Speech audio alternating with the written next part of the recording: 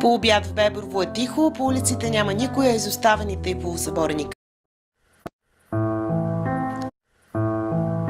По обяд в Беброво е тихо, по улиците няма никой, а изоставените и полусъборени къщи сякаш разказват, че тук някога е имал живот.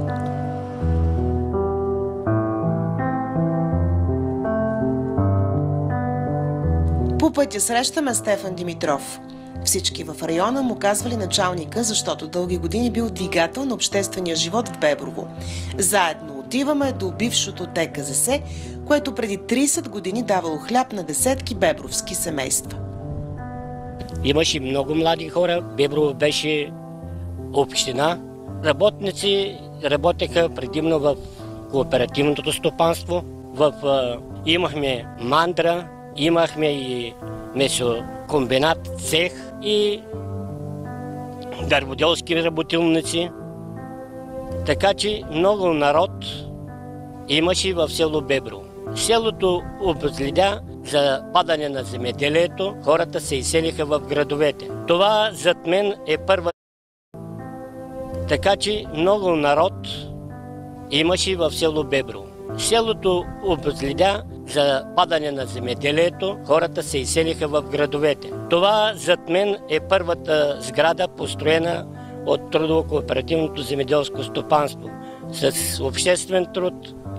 С сълзи на очи началника ни показва и някогашния стадион на селото. Разказва, че футболният отбор бил първенец, а славата на бебровските борби се разнася и до днес. Как няма да ме боли, защото аз съм един от дейните участници в живота на село Беброво. И това беше празник всяка през седмица за футболните мачове на Балкан Беброво. Тук насреща е съблекалнята, която построихме. Днес най-силният крепител на селото е местното читалище. Всяка сряда се събираме на литературни четения, черпим се с кафенци, чайчи, разглеждаме вестниците, политиката, сериалите обсъждаме и така. Ако някой донесе апарат за кръвно, да се измерят и кръвното, и така. Тук почти няма празник или обичай, който да не се пресъздава. Местните пазят традициите си и вярват, че само така, макар и трудно, ще успеят да запазят селото си живо.